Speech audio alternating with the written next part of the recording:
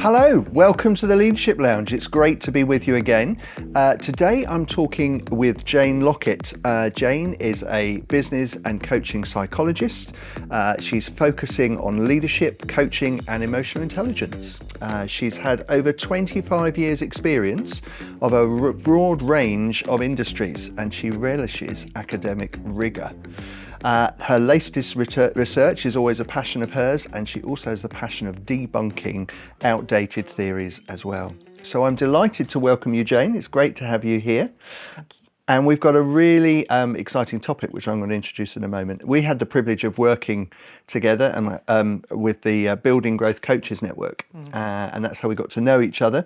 And I love the dynamic we had as we were working particularly on a project together. And we were talking about what could we talk about in the Leadership Lounge together, and you've come up with a wonderful idea of talking about wisdom and inner wisdom. So it's great to have you here, Jane. Thank you for coming. And I wonder if we could start just telling us a little bit about yourself and your sort of journey to leadership. Yes, of course. Well, it's an interesting. When I make the connection, as I was reflecting on this about talking about wisdom and how a little amount I seem to have in my earlier years, and I've had quite, I sometimes joke about having quite a checkered past, and I was quite late to, becoming even more academic in my sort of mindset, mostly because I think I'd started out as a dropout from university. I stumbled around the hotel trade in London. I then ended up back in Essex, where I'm from, and landed a job. So a lot of my working life has been by accident. Right. Or has it? I don't know. Yeah. There's at a conscious level, it's felt like accidents. And so I ended up working my way through in the golf industry and became a customer services manager for UK and Europe for a golf clothing company. And that sort of set me into a managerial role for the first time. So I was kind of mid-20s. And again, at that point, not a lot of wisdom, but somehow or another getting through.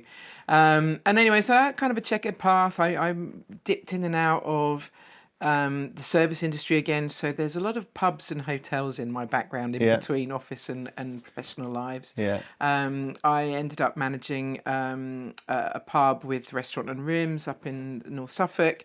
And then that didn't work out because I hurt my back, and I came back into Ipswich, where I lived, and landed a job temping again. And internally, there was a job that had come up that was for a training officer. And I'd had a bit of background when I'd had a job at Eastern Electricity. Anyway, so I ended up with this. And I went for the job, and they go, yeah, well, we're going to give you, we've given the training officer job to someone else. We're going to make you the training manager. And at this point, I literally did not know my arse from my elbow, but they gave me this job. And so it was a real grounding in just trying stuff. Yeah. But it wasn't very professional, it wasn't very focused. And it was only when that insurance company was bought by Churchill Insurance that my life started to feel a bit more professional. So I started doing qualifications and certificate in learning, and that was when I had my first experience of being trained as a coach. And that was a really immersive and deep program. So that really shifted something in me. It was transformational for me. And I was leading a training team at the time.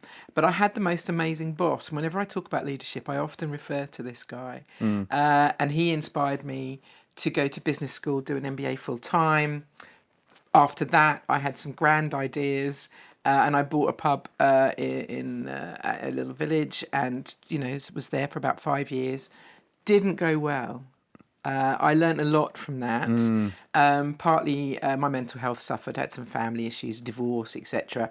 But also just the backdrop and nature of the industry at the time was changing with the smoking ban. So lots of interesting decisions that I made at the time. But that then led me back into learning and development. And that was when my career sort of shifted. And I became a freelance. I became an associate to different training companies. And over the last sort of 15 years of that, or more than that now, that's really been seeing the evolution of me. I went on to do my postgrad diploma in coaching psychology. That was when I became a complete academic whore, if I can use that word, just a lover of academia, but also understanding that the significance of academic connecting to real world. So a lot of Yeah. my work now is working with leadership teams across all sorts of organisations, sometimes doing sort of group dynamic coaching. Some of it is just running leadership programs, sometimes designing them as we have done for a little program. And then I did my master's in business psychology in more recent times, which really opened the door to realising the broader connections, that learning and development is a piece of the puzzle, but actually having a broader scope of the understanding of the significance of the human elements of all organisations. So yeah, Brilliant. and that brings me here. Yeah, brilliant. Thank you for sharing your kind of journey, which you described it as accidental, but often, as you say, these things are not accidental. They're opportunities, and you take them up. And what I'm hearing particularly is your experience, as we described, being a whole range of industries, a whole range of types of jobs, and then you got these opportunities to develop some kind of academic development as alongside that. So you've got this wonderful blend of academic and experience that I think places you in a great spot for our topic today around wisdom. So that's super. Before we get onto the topic, your kind of description is a coaching psychologist. So I'm just wondering, what does that bring to your approach to kind of coaching and training? How does that make you different, and what does it bring to it? Well, I think and interestingly, there was a paper not long ago, because of course I'm going to have read a paper, about the significance of coaching when it is delivered by people who have a grounding in psychology. And I think it brings a depth because you are able to identify and see patterns in behaviour in an individual that allows you to surface those or help shine a light on them and be curious about the individual's perhaps unconscious and raising it into their consciousness. So I think beyond the sort of standard, as you and I would know, the grow model, etc., which has its place. I think when you go into coaching psychology, it brings a depth of understanding of human condition and behaviour that allows you to kind of put. I want to use this spotlight because in my mind it's an illumination of different aspects of self in conversations with people that can really connect and help them move. Yeah, great. So it's given you a richer insight of patterning, and you almost see the colours of the patterns because of that experience around the psychology. Yeah, I think so. I think it becomes an intuitive element to your back to this wisdom idea, really. I suppose it's how you integrate that knowledge and how it then shows up, and also it becomes your own awareness in the process, I think, becomes deeper. Yeah, brilliant. So let's move on to the topic itself of wisdom. So I often start when we're looking at a topic, what does dictionary say, or what does AI say? And both dictionary and AI describe wisdom as the ability to apply accumulated knowledge, deep insight, and life experience to make sound judgments, resolve complex problems, and act sensibly. It goes beyond merely possessing information, e.g. knowledge, by requiring a clear understanding of what is true, right, or optimal in various situations. So that sounds very dictionary, doesn't it, definition? But let's kind of take that, let's distill it, let's simplify it for our kind of listeners and watchers. Jane, what's your understanding of the word wisdom or inner wisdom? If you were to kind of describe it in simple terms for us to understand it, what would it be? Well, I guess it's... So I often will, when I'm talking to particularly relatively new leaders and managers, I often, and for some reason I do a lot of work in sort of engineering fields, and they want the black and white, right? They want the right and wrong answer. And I often have to say to them, one of the reasons I love this topic of leadership in its broadness is because once you get beyond the legal requirements and the organisational requirements, it's grey, right? There's black and white, but then the whole leadership is essentially, it's all open to interpretation. Yeah. And so for me, the wisdom piece is this idea of you have to do what you think is right with the information that you have, with what's before you. Yeah. And so for me, the wisdom is this piece of knowing what is right for you in terms of inner wisdom, right in the situation you find yourself in, what's right in that context. So I think from the example, the dictionary definition that you gave there, for me, it's that honing in on, am I connected to what feels right? And do I trust my sense of that? Yeah.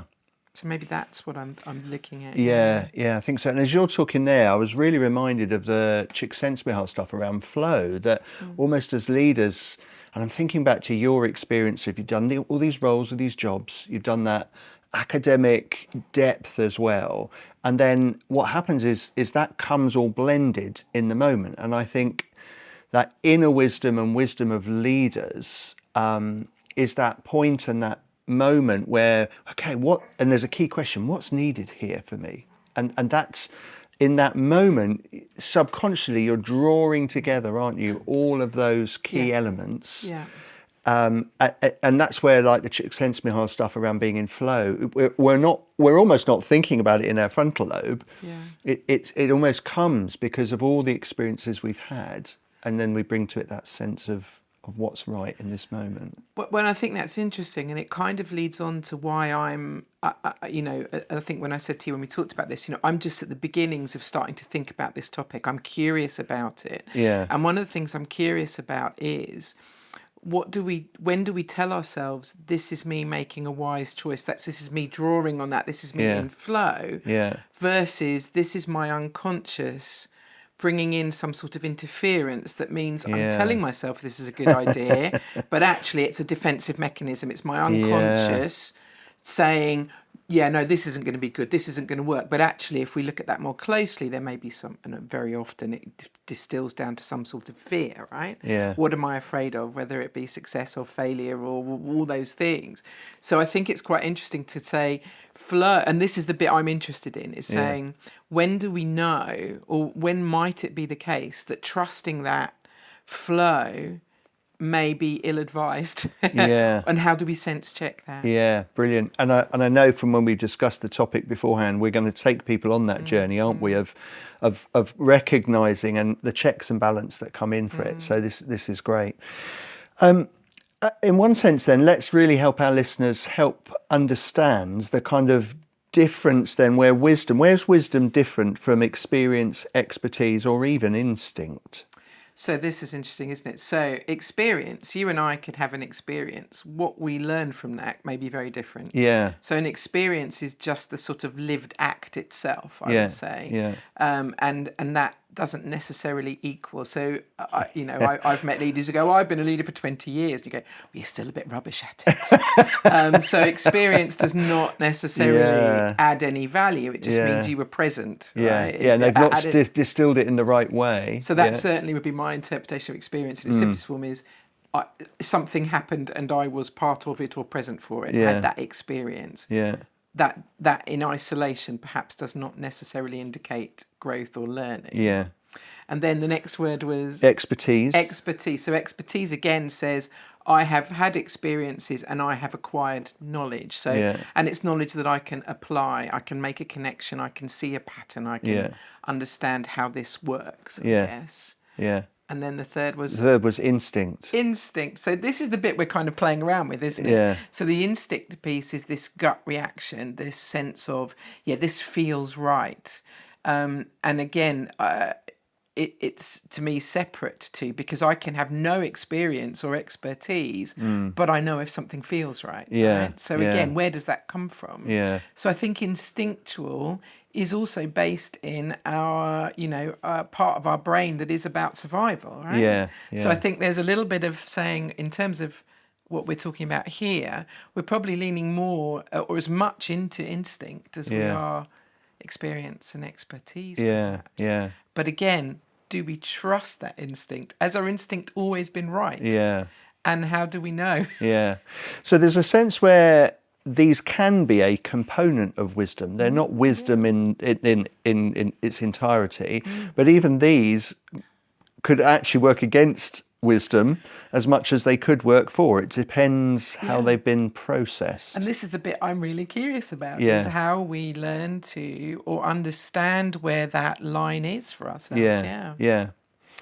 So I did a further delve into AI because that's what you have to do these days, don't you? But it is quite useful just to say, well, okay, well, what how do you describe wisdom? And it came up, it suggested 3 parts, and I want to kind of explore these with you, whether you see these are components or whether you've got some other or better components.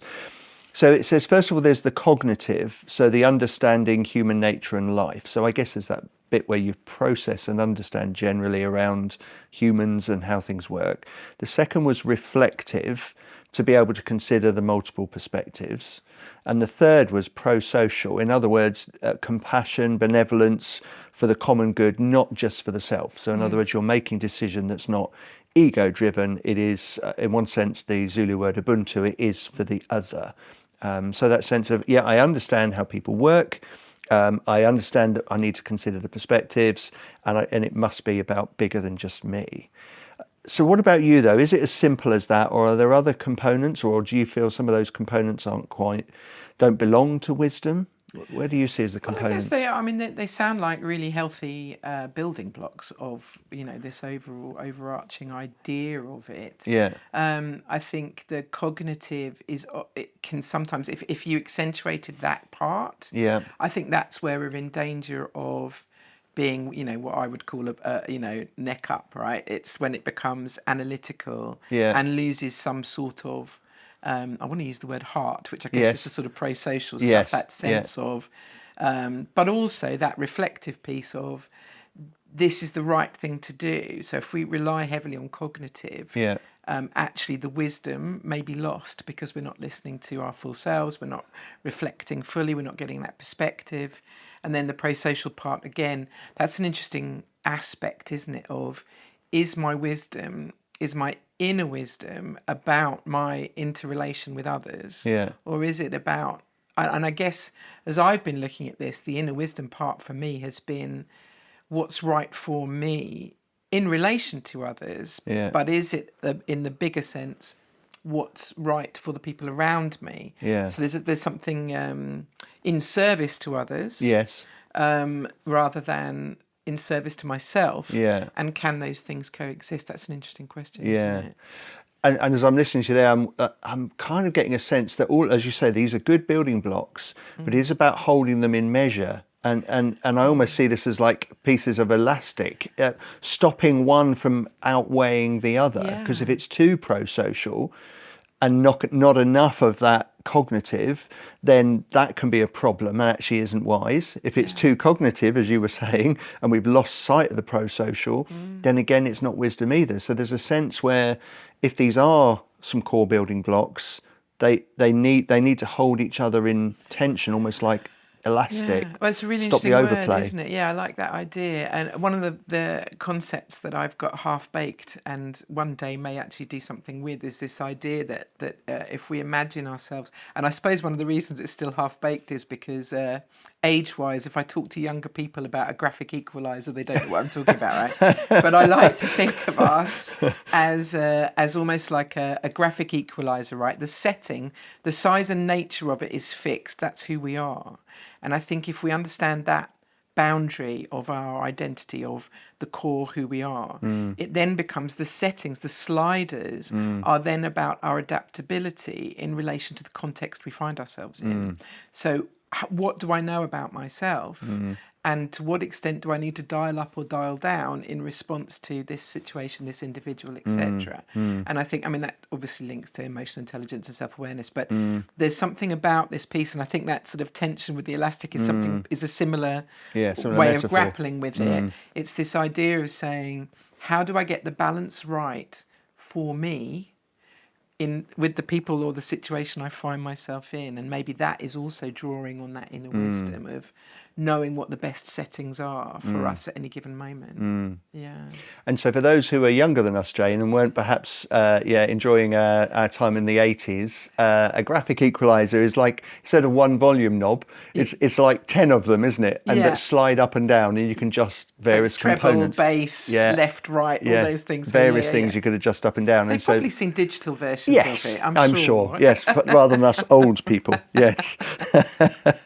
So that's really helpful, I think, just to think about wisdom, beginning to think about some of the components, but actually about the balance within them.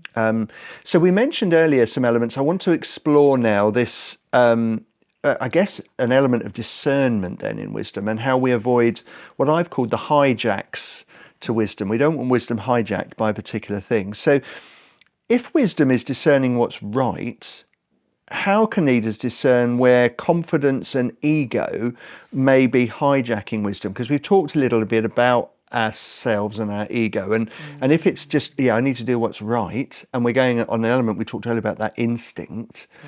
How do we ensure then that our own confidence or our own ego that's telling us, I think this is the right thing to do, is not actually hijacking?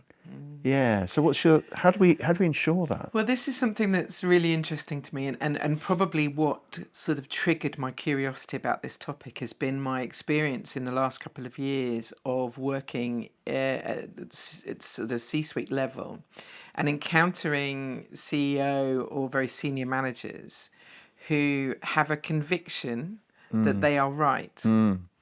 And on the one hand, it's everything we purport leaders to be, right? Have a point of view, stand up for what you believe in, fight for that. But there is also a question for me on occasion about to what extent. So I was listening to a CEO talking a couple of months ago, and he has achieved some incredible stuff, and it has all been driven by him and his organization. They're a bootstrap unicorn in the tech, that kind of thing, and really impressive guy. But one of the comments he made really struck me, and someone would ask him a question, and he said, we never bring in external experts. We don't bring in management consultants. We don't, we do it all in-house. Yeah. And on the one hand, you go, well, the results speak for themselves, right? They are incredibly successful.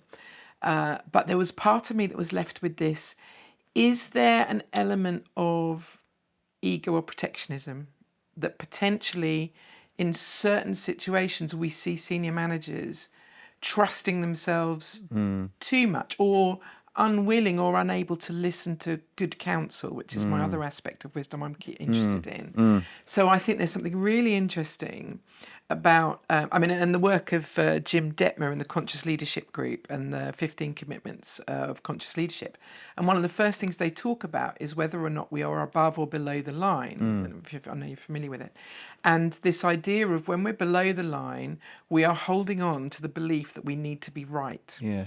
And so this to me sits very much with this wisdom as a leader, is that where does I have the conviction of knowing I'm right and trusting it versus I have the conviction that I'm right because to admit otherwise is too scary. Yeah. So to let go of, I may not have all of the answers, or this intuitive gut feel is actually a defense mechanism that protects me from being perceived as weak or wrong or etc. And then people double down on that. Yeah. And we see organisations in strategic drift, often because leadership is holding on to the sense that they know better. Yeah. Regardless of all the signals from external forces. Yeah. So what I'm picking there, that almost the first thing to be able to discern whether confidence is just recognising that that it may be our confidence and our ego may not be right, but some are hold tightly to it because we need to be confident, decisive, making decisions. And so the first step is to recognise that even though we might think we're right, we might not be. And you've talked about counsel there, which we'll come on to in a short while. So how does holding tightly then to being right become a barrier to effective leadership? I mean, you've described a potential where it might become a drift then because you're holding on to something that isn't working. Yeah, so I was with actually in the last year, there's been two big international organisations. And I've been dealing with sort of middle management, and that's a really interesting space because they have a really interesting perspective on, because they're not at the table when the big decisions are made, but they are receiving the impact of them. And they can have see where it's going wrong because they're hearing from the bottom up what it means. And a couple of times in the last year or so, I've literally pulled up a flip chart and done the diagram of strategic drift, right? Because you go, oh, here we are, your organisation is journeying along in line with where society, external forces are, and then suddenly your performance is dropping off, your market share is dropping off, something's happening. Yeah. And what happens is leadership goes into panic mode. So Yes. this is a well-recognised model. And it does this, right, we need to cut costs, we need to cut headcount, And suddenly we see this tightening of the grip Yeah. in terms of response to loss rather than and that's essentially one of the worst things you can do, right? Yeah, yeah. But it's that ego control need. Yeah. We cannot be seen to fail. I need to make this better, and the first thing I'm going to do is tighten the grip. Yeah. And so that is it's a repeated thing. Yeah. Hugely. So I think individual leaders need to be doing the work around when the panic sets in, when the indicators are we are not heading in the direction I said we were going to, or the direction we've set. There is something really interesting about, as a leader, how do you calibrate yourself to go, right, the intuitive, the gut feel, which is the grip of fear, the going below the line, is to push harder, make more demands, ask them to do more with less, etc., etc. And yet the evidence will be that is counterintuitive, and things only get worse. So in one sense, that's a bit of a signal to us. If we're starting to try and tighten and hold tighter and squeeze things, then that's indicating that maybe this confidence and ego is hijacking. Yeah, I think and as you were talking there, what I saw as the mirror opposite, what sprang to my mind was the Kaizen approach, where, hang on, if something isn't working, we press the red button, we raise the red flag, we stop. And what's the first thing they do? Involve everyone in interrogating the issue. Which is the opposite of what you've just described, because what that one is, I ensure that we tighten, rather than going, hang on, let's get some heads together on this. And I think that in itself is a really good practice in terms of practicing wisdom, right? How can I hold all of the answers? What's unknown? And I think, it reminds me of that back to the undercover boss stuff, right? And how many times did we see people go into that ground floor level and go, oh, I didn't realise this was what was happening. So it's that, isn't it? It's that in itself requires a wisdom. And then we're also moving into emotional intelligence, a resilience, an emotional maturity that says, I can't be right all of the time. I can't hold all of the answers. I need or know there are people who have better insight than I do. And I'm just reflecting that although we're talking about this at leadership kind of thinking, this is actually for everyday, hence the name of the company, Everyday Leader. This is for everyday people also, just in decision making and life direction. It's the same process, isn't it, as part of that? Absolutely. So we've begun now to touch on the element by us talking about, Kaizen and involve everybody, the sense of being wisdom partly being bigger than just ourselves and seeking counsel. So where does seeking good counsel sit within wisdom, and what does seeking good counsel kind of look like and feel like? Well, I think for me, as I am exploring this, it seems to be the fundamental part of this is I trust myself, but have I, it's back to with the information that I have, am I doing what is right? We then have to go, and where did I source the information that I have? Right? So if I am purely dependent on, or I am selective of the sources that I go to. So again, you might have a trusted mentor, you might have a coach, those are really useful. But there's also something about, we often we are drawn to the people who are most like us. So am I just getting myself a reflection back of what I want to hear?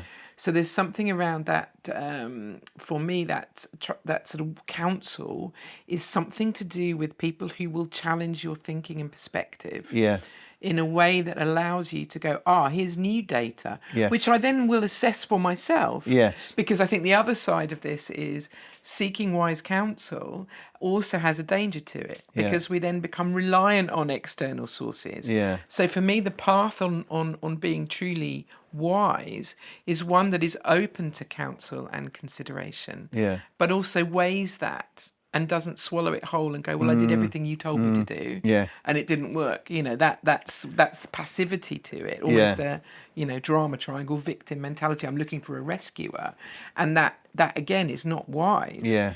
So it's saying, do I have enough people around me that I can sense check, bounce off of, and draw from, that then enriches the information that I have? Yes. Yeah. What you're effectively looking for, aren't you, is the different camera angles. So, like, we're recording this today, and we've got a couple of cameras facing us, coming from different angles.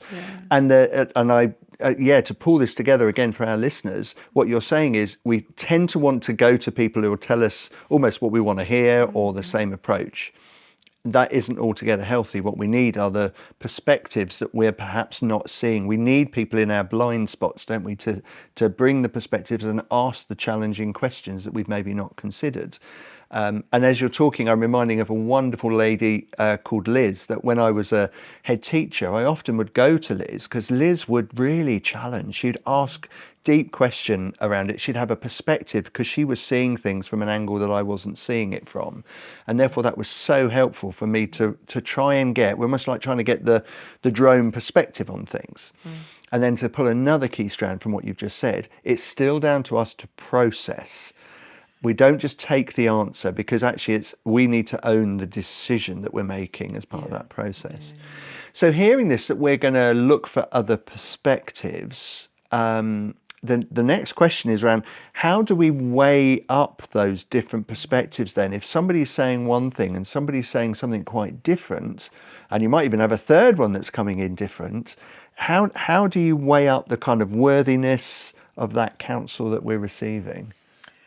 Well, if I ever find out, I'll tell you. I think it's such again, this then becomes what makes us individual, right? This is the personal sense of our wisdom from what we have heard, what feels right for us. And this is the line is saying, what feels right? Is it because it appeals to me because it reinforces what I want to be right? Yeah. And I guess this is the challenge of then saying, but actually with perspective, what feels like the right thing to do. So I guess it's that trusting our inner wisdom.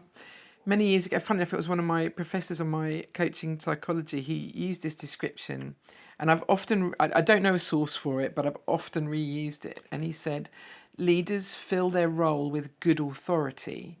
And he went on to say that good authority is made up of three things. And he said, first of all, we notice what needs to be noticed. And then he said, we say what needs to be said, and we do what needs to be done. And I think those three things, good authority is notice what needs to be noticed, say what needs to be said, do what needs to be done. Yeah. And I think it's that activation of all of these sources of information. What am I paying attention to? What am I noticing feels like the right thing, whether actively external to me or internally? And then it's what I do with that. Do I say what needs to be said? Do I do what needs to be done? And that to me, and whenever I talk about this, I always want to pull my arms out like I'm embracing a large balloon, because it feels like when a leader fills their role with good authority, it feels like an expansion of people owning their space, of taking responsibility for every aspect. And I guess, in a convoluted way, what I'm trying to say is that's how we make those decisions. That's how we weigh it up and go, right, if I have to say this, if I have to do this, does it feel right? Right? Do I have the conviction that this isn't somebody else's idea, or what I think should be done, or what I think will look good for politicking, what will play well? I can wholeheartedly, and the language is quite key when we talk about the somatic stuff, wholeheartedly say, this feels right. Yeah. And I think that's that sense. Yeah. And I love those three you've talked about then, and you've repeated it for our listeners as well. So I hope that's a really clear thing to almost as a checklist. Have I got this in my leadership? So, Jane, we've talked around seeking that counsel, those different perspectives, and then weighing that up, and that sense of holding on that balloon of those three things. You mentioned around part of that can be seeking coaches. So I'm wondering how coaching can be particularly important. Now, we're both coaches and you're a coaching psychologist, so you've got that deeper, richer knowledge as well. So how can coaching be particularly helpful for wisdom over maybe, say, just someone that you ask for a perspective or advice? Well, I think if you could sequence it, you'd almost go, right, I'm going to go and find my trusted advisors. I'm going to draw on their information. And then actually coaching is the place to then assimilate it almost. Yeah. So now it's almost like unpacking the items that I've been given and then looking at them and going, right, which of these is going to come on the journey with me, right? Which of these is of most use? Which fits? Which feels right? And what am I telling myself about those? What am I wanting to reject? And coaching then helps us get curious about why. Yeah. What is that speaking to you? What's the energy around that? Yeah. So I think coaching, of course, as you quite rightly said, as coaches, we are going We're to be going to say it's really good to have coaches. I believe you'll find coaching is the answer for everything. But I do think in terms of this, and certainly in my experience of good leaders, are people who get the sense, see the value of having that space, because a coaching space is one where you are reflecting on yourself, right? You are going into that inner wisdom and checking it, and you're being asked to think a little more deeply and carefully about these intuitive feelings, and sort of explore them more and test them a little bit and go, where is that coming from? What is it about that feels right or wrong for you? And how is that showing up? So I think the coaching part, of course, is going to be, for many people, if they have the opportunity, a really great place to help evolve that sense of wisdom. Yeah. And what I'm picking up there is the coaches will have that ability to ask the questions that enable us to have the checks and balances actually around ego and confidence, and what is it about that feels uncomfortable then, and where does that discomfort come from in you? That allows you to check and balance that as part of that process. I mean, and the other side of that is, and we haven't really mentioned it yet, but of course we have the dark triad of leadership, right? So we have psychopathy and Machiavellianism and narcissism, and I'm sure as you have, and I certainly have in my professional life, have encountered aspects of that in leaders. And so they become performative. So, I'm going to have coaching, but only as long as it gives me what I want. What I think it should. And so we're always wrestling with that sense of ego, in terms of what how I see myself and what I think is right. So there's also something around, there is no magic fix for everybody, right? As much as we'd love it. But coaching can be a good space for that, and can help us to avoid that. And that's moved nicely on to, because it was next on my list to just explore how we kind of avoid the sort of shadow side of things, how we avoid becoming the narcissist that thinks they're right and drives it forward. And I think one of the things that we've already picked up a little is that we try and seek the perspectives that perhaps we haven't seen, or that maybe aren't even comfortable. So how do we as leaders intentionally seek out challenge and that discomfort, instead of surrounding ourselves with just people that bring us agreement, which of course a narcissist perhaps would like to do that because they're only fueling their own thinking. So how do we kind of seek that challenge and that discomfort? Well, I think that's the to me, the core, and I know we've sort of touched on emotional intelligence, but to me, it's that willingness and openness and curiosity. So if I go back to conscious leadership and being above the line, one of the core concepts of that is when we are above the line, we're curious, we're open to not being right. And so that if we can starting point in that space, we will hear the information around us from people who are perhaps not our usual sources in a way that's more receptive. So I think as ever with these things, the work starts internally first, right? I have to work out when I'm in a state of openness and curiosity, and invite, therefore, the people in who might be those different perspectives. So on a practical level, depending on your working environment, and I think the kind of remote and virtual working stuff that a lot of us are in has really exacerbated this break in connection of exposing ourselves to different people. So I think there's a practicality of saying, am I actively seeking out? So even things like, the coaching network that we belong to, the BGCN, or networking events, all those things where you're being exposed to people who you wouldn't normally be around, who initially you might be like, oh, crikey, they're a bit, what's going on? And actually, but there's always potentially a lesson in there. There's always something that we can draw out if we are curious and open. Yeah. So I think it's about exposure. Yeah. And depending on where you are in your professional life, it may well be other departments, other divisions, other areas of the business that you wouldn't normally interact with. There's always a lesson somewhere. So are there any other practices that avoid us kind of creating this echo chamber of our own thinking, apart from seeking out perspectives, e.g. going to networking or become part of groups where you will see that different perspectives? Is there anything else we can do to avoid that? Well, I guess some of that might be, what are you reading, right? What are you reading? What are you following? What are you listening to? Yeah. What are people saying? Oh, I found this really helpful. And, recognizing your initial response of, oh, crikey, no. The amount of times people have said to me, oh, I listened to this podcast, and my ego goes, oh, God, I'm a business psychologist, I couldn't possibly. And yet then have to check myself and go, well, there may be something in this.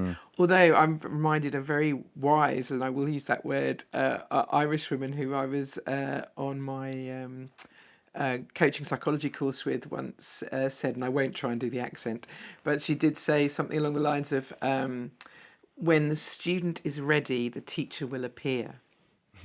And it's always stayed with me because it's sort of meaningless on some level, but on the other, there is something about it's your readiness. It's your readiness. So in practical terms, yes, there's all these things you can do, but it's just pick up the signs, right? What are you signed up for in terms of your reading materials? Yeah.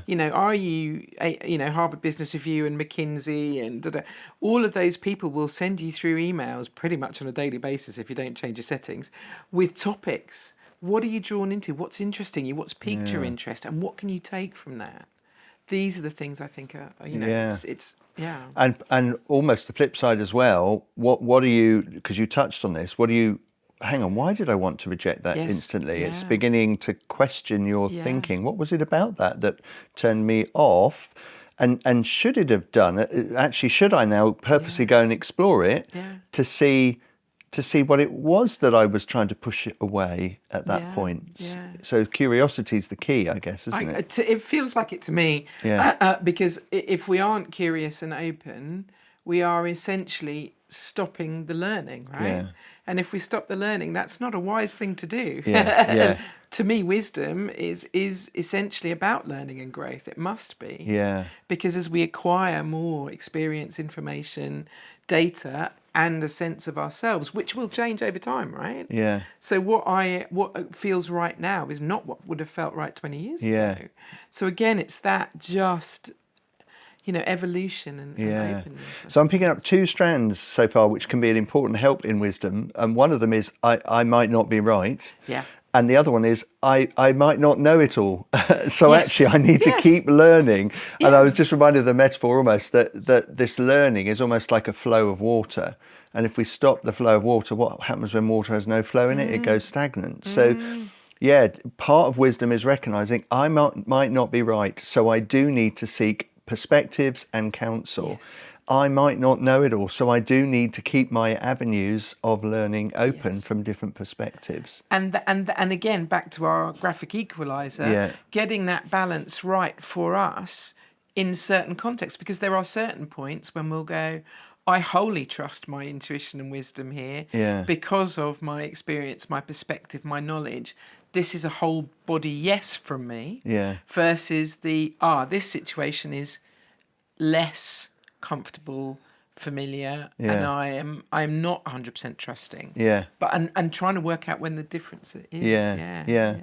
So one of the other things to touch on when we're just looking at parts of ourselves is the shadow side. So a sense that actually things that we might be quite good at and strong at, when we overplay them, almost like the rev counter, when we go into the red on it, it can actually become unhelpful. So for example, decisiveness can become rigidity, confidence can become arrogance. So How can leaders again just recognise that element of overplay that again could potentially affect our wisdom? Well, they need a good coach, don't they? I mean, obviously. That's always the But yeah, answer. yeah. But there's, I don't know if you're familiar with the Daniel Hoffman model of the core quadrants. No, so just to help our Yeah, listeners kind of understand that. have a look on YouTube. There's loads of videos. There's a lovely Dutch guy, and he suggests that there are 4 elements to this. So he uses the example, and I think it's really helpful for people who've had children. And you go, if you've had more than one child, from the moment they're born, were they identical, right? And of course you go, God, they were very different. Yeah. So that suggests that even before the nurture of a family environment, our core qualities are different, whether we be energetic, and I often use this one because I know I'm perceived as an energetic person. I have a lot of energy around me, and when it's how I move through the world. Now that's a core quality. Now, if there's too much of that, if I overplay that, it becomes a pitfall because inadvertently, for some people, it's intimidating, it's domineering, it's too much, right? So he argues that we then have an opposite to this core quality that is something that we should be looking at and saying, well, if I'm not overplaying my core quality, which becomes a pitfall, what's the opposite of that on this quadrant? So diagonally opposite it. And how do I, not either or, but and. So how do I be calmly energetic, maybe, right? Maybe it's the word, what's the opposite? Yeah. And how do I find the balance for myself? Yeah. So that I am not overplaying it. Yeah. And interestingly, it can be really hard, and I certainly find this in my coaching practice with leaders, is I've overplayed this to a point that it's what's been the core of my success, right? Yeah. And we see this in what organisations value is outcomes, and outcomes from directive behaviours. Yeah. And yet we know that directive behaviours impact performance on the people. Yeah. So it's this piece of, it's self-awareness and self-knowledge and understanding what got you here, as the famous phrase goes. Yeah. It may not be what carries you on into the future. So it's that adjustments. So to me, this core quality, overplaying it, I then need to understand what the opposite is so that I can temper it, but recognise that if I then go too far that way, that then becomes almost poisonous to me. I can't remember the exact word he uses. So if I've said energy is balanced with some calmness, if I'm too calm, then I see it as, in my world, it's like draining, right? It's passive. It's wet. It's an awful word to use, but there's an emotional content to this which goes, if you aren't energy, then you're dull, right? Yeah. So what we need to then make sure is that we're not doing the dullness. So anyway, I find it really fascinating. I encourage people to go and have a little play around with it because, I say Daniel Hoffman with one F. Yeah. And it's this idea of, and I think it sits with wisdom because it's about self-knowing. Yeah. Emotional intelligence. Which, we're coming into the final part of our podcast now, which brings us into the next bit around emotional intelligence. And so, how does the emotional intelligence then, because we've touched on this, beginning to get to know yourself, help towards this sort of wisdom and wise decision making?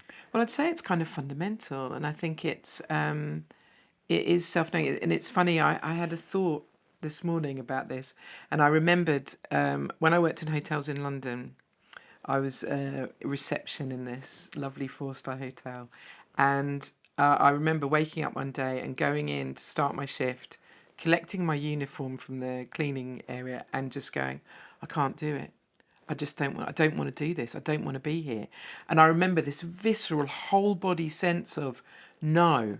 And I remember sitting in the office with the HR manager who was trying to convince me not to just walk out of my job, which would have been the wise thing to do, right? But in that moment, there was such a compelling sense of this is wrong for me. I cannot physically do it. And just now, that wasn't wisdom or emotional intelligence. It was a gut feel of some sort. And it was in it of its moment, but it made me make a choice. Now, for me now with emotional intelligence, if I was in a situation, I would like to think I would have noticed the warning signs that got me to that sense of I can do this no more. Yeah. So before there, it's the trail of breadcrumbs. It's the tremors, the clues, the kind of can't quite put your finger on it, but something isn't okay, Yeah. that's the stuff for me emotional intelligence is about, is that as well as obviously interacting with others, but this bit is our inner stuff. Yeah. That for me is the core of emotional intelligence and wisdom. They must be connected, Yeah. given everything we've talked about, I Yeah. suppose. So you've touched on that gut feel, which links nicely into my next question around the somatic approach, around paying attention to the signals within our body, Yeah. and not just our analytical mind. So can physical responses then give us kind of useful information about difficult decisions? Hugely, and the research out there. I mean, I'm going to be one of those people who goes, "Well, neuroscience, no." But there is a whole load, a body of research, and particularly around this idea of somatic coaching, which is connecting. So the idea that we have synapses in other parts of our body that's aside from our brain, and actually we need to quiet the brain, if you like. And if you imagine, I heard someone describe it as the brain is the motorway, but there are A roads elsewhere in our body. It's just the messages take longer to get to the brain. Yeah. So to listen to them, we have to quieten the motorway noise and create space to go, what else? What else are the clues? What else are the signs? I was coaching someone last week, and I know I've coached him on and off for a number of years, and he'd come to me because he had a panic attack. And he'd never had one before. And he sat there on this coaching conversation. He said, "Yeah, I don't know why, because, the doctor said it was a panic attack. And they asked me if I was stressed at work, and I said no. And I'm like, okay, so let's explore that." And then he started opening up about he's doing the job of 2 extra people because people have left. He's had to go off site for long periods of time in a way that is a stress on his family. And you just go, so if I played back to you what you just said, how are you feeling? And he went, yeah, okay, yeah. So it's that disconnect, because he hadn't been able to make space to pause. His body basically gave him a warning signal. You are having a panic attack, but he still hadn't been able for himself to connect to, this has been a build up over time. So I think the somatic piece is, how do we and where do we, and every one of us will be different in what works for us, find and hear those messages regularly and well. What's the warning sign? And how do we understand, especially when we're trying to make decisions wisely, is this excitement and anticipation and or fear? And is the fear a warning sign, or is it anticipation and a stretch? Yes. And that to me is also part of this.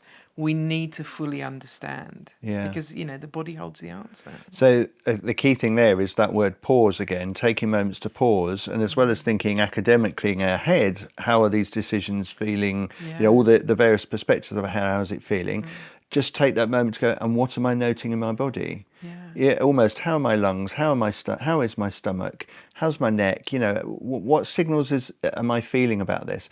And then a really important thing you're talking about is that sometimes fear and anticipation can mirror some very similar body signals. So when we're fearful, like as you say, everyone's different, but like for me, my stomach might feel a bit unsettled. Equally, if I'm in anticipation and slightly excited about something, my stomach can feel a bit unsettled. So it's then just weighing up, okay, this is the body signal. What could this be telling me? And just again trying to weigh that up, isn't it? And I think the wise people are the ones who don't try and suppress it, ignore it, or push it away. Yeah. Everything is there for a reason. It's telling you something. Yeah. Whether it be frustration or fear or sadness or excitement, they're all there for a reason. And I think that's the somatic part. The whole body part is saying, I need to be attuned to those aspects of myself. Yeah. Are they related to this decision I'm trying to make, this path I'm trying to follow? And what are they trying to tell me? And if I look more closely at those, is it something I should be wary of, or is it something I can explain and understand and allow? Yeah. And so for me, again, key part there, taking that moment to pause and being curious again, isn't it? Key word. Just be curious. It's the word of the moment. Excellent. Yeah. Big fan.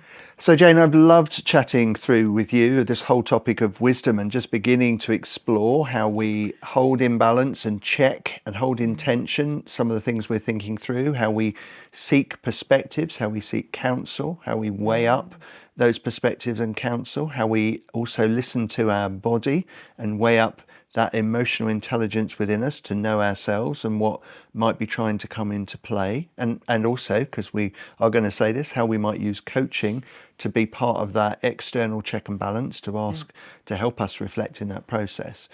But now we come to the end of the podcast, and what I normally ask people at the end of the podcast is almost to bring forward your top tip or top tips around wisdom. So for those who are listening or those who are watching, what are your top tips around wisdom for people to become wise people and wise leaders? What are your top Well, tips? I'm not sure if I'm equipped to advise others. Well, from all that you know at the moment, like you said earlier, we don't know everything, No, but from all you know at the moment, what would your top tips be around wisdom to I help guess people on that journey? I guess one of the reasons it's become an area of interest for me is because I am now 56 and I am starting to realise that other people are looking to me as a source of wisdom and guidance.